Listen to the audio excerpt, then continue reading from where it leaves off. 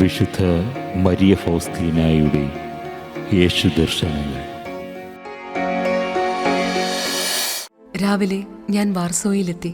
വൈകിട്ട് 8 മണിയായപ്പോൾ വീട്ടിലെത്തി. എന്റെ മാതാപിതാക്കൾക്കും കുടുംബം മുഴുവനും എത്ര വലിയ സന്തോഷമായിരുന്നു, അത് പറഞ്ഞറിയിക്കാൻ വയ്യ. എന്റെ അമ്മയുടെ ആരോഗ്യം അല്പം മെച്ചപ്പെട്ടിരുന്നു. എന്നാൽ പൂർണ്ണ ആരോഗ്യം വീണ്ടെടുക്കുന്ന കാര്യത്തിൽ ഡോക്ടർക്ക് ഒരു പ്രതീക്ഷയും ഉണ്ടായിരുന്നില്ല. പരസ്പരം അഭിവാദനം ചെയ്ത ശേഷം ഈ ജീവിതത്തിൽ തന്നെ വീണ്ടും കണ്ടുമുട്ടാൻ കൃപ നൽകിയ ദൈവത്തിന് ഞങ്ങൾ മുട്ടുകുത്തി നന്ദി പറഞ്ഞു.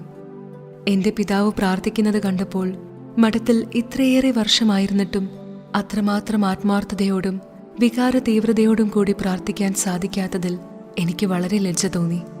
ഇപ്രകാരമുള്ള മാതാപിതാക്കളെ ലഭിച്ചതിൽ ഞാൻ ദൈവത്തിന് നിരന്തരം നന്ദി പറയുന്നു. 10 വർഷം കൊണ്ട് തിരിച്ചറിയാൻ പറ്റാത്ത വിധം എല്ലാറ്റിനും മാറ്റം വന്നിരിക്കുന്നു. പൂന്തോട്ടം വളരെ ചെറുതായിരുന്നു. ഇപ്പോൾ എനിക്കത് കണ്ടിട്ട് മനസ്സിലായില്ല. എന്റെ സഹോദരന്മാരും സഹോദരികളും കുട്ടികളായിരുന്നു. അവരെല്ലാം വളർന്ന് പ്രായപൂർത്തിയായി. ഞങ്ങൾ വേർപിരിഞ്ഞ ശേഷം അവരിൽ വന്ന വ്യത്യാസം കണ്ട് ഞാൻ അത്ഭുതപ്പെട്ടു. പള്ളിയിലേക്ക് എല്ലാ ദിവസവും സ്റ്റാൻലി എന്നെ അനുഗമിച്ചു. ദൈവത്തിന് അവനോട് വളരെ പ്രീതിയുള്ളതായി എനിക്ക് തോന്നി. അവസാന ദിവസം എല്ലാവരും ദൈവാലയം വിട്ടുപോന്ന ശേഷം അവനോടുകൂടെ ദിവ്യകാരുണ്യ സന്നിധിയിൽ പോയി തെദേവും എന്ന സ്തോത്രഗീതം 2 പേരും കൂടി ഉരുവിട്ടു. ഒരു നിമിഷത്തെ നിശബ്ദതയ്ക്ക് ശേഷം ഈശോയുടെ മാധുര്യമുള്ള തിരുഹൃദയത്തിന് അവന്റെ ആത്മാവിനെ ഞാൻ സമർപ്പിച്ചു. ആ ചെറിയ ദൈവാലയത്തിൽ പ്രാർത്ഥിക്കാൻ എത്ര എളുപ്പമായിരുന്നു. അവിടെ വെച്ച് എനിക്ക് ലഭിച്ച എല്ലാ കൃപകളെക്കുറിച്ചും ഞാൻ ഓർത്തു. ആ നാളുകളിൽ അവയൊന്നും എനിക്ക് മനസ്സിലാകാതിരുന്നതിനാൽ ഞാൻ പലപ്പോഴും അവയെല്ലാം ദുർവിനിയോഗം ചെയ്തിരുന്നു. ഞാൻ അത്രയ്ക്ക് അന്ധതയിലായിരുന്നു. എന്റെ അന്ധതയെപ്പറ്റി പശ്ചാത്തപിച്ചപ്പോൾ പെട്ടെന്ന് ഈശോനാഥൻ പറഞ്ഞറിയിക്കാൻ വയ്യാത്ത സൗന്ദര്യത്താൽ പ്രശോഭിച്ചു നിൽക്കുന്നത് ഞാൻ കണ്ടു.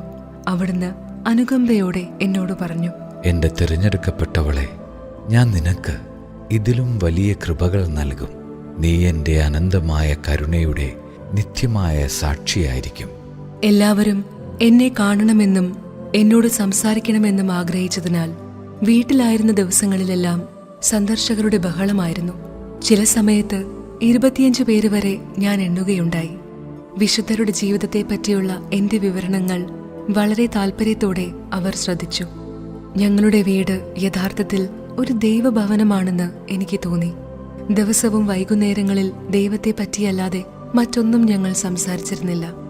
സംസാരിച്ചു മടുക്കുമ്പോൾ ഏകാഗ്രതയും നിശബ്ദതയും ആഗ്രഹിച്ച് ഞാൻ വൈകുന്നേരങ്ങളിൽ പതുക്കെ പൂന്തോട്ടത്തിലേക്ക് കടന്ന് ദൈവത്തോട് തനിയെ സംസാരിച്ചിരുന്നു. എന്നാൽ പലപ്പോഴും അത് സാധിച്ചിരുന്നില്ല. ഉടനെ തന്നെ എന്റെ സഹോദരന്മാരോ സഹോദരിമാരോ വന്ന് എന്നെ വീട്ടിലേക്ക് കൂട്ടിക്കൊണ്ടുപോയിരുന്നതിനാൽ വീണ്ടും എനിക്ക് സംസാരിക്കേണ്ടി വന്നിരുന്നു. അവരെല്ലാം ആകാംക്ഷയോടെ എന്നെ തന്നെ നോക്കിയിരുന്നു. കുറച്ച് വിശ്രമം ലഭിക്കാൻ ഞാനൊരു വഴി കണ്ടെത്തി. എന്റെ സഹോദരന്മാരോട് എനിക്ക് വേണ്ടി പാട്ടുപാടാൻ ആവശ്യപ്പെട്ടു. അവർക്ക് നല്ല സ്വരമാധുര്യമുള്ളതിനാൽ അവരിൽ ഒരാൾ വയലിനും മറ്റൊരാൾ മാൻഡോലിനും വായിക്കുമായിരുന്നു. ഈ സമയത്ത് അവരെ ഒഴിവാക്കാതെ തന്നെ ആന്തരികമായി പ്രാർത്ഥിക്കാൻ എനിക്ക് സാധിച്ചിരുന്നു.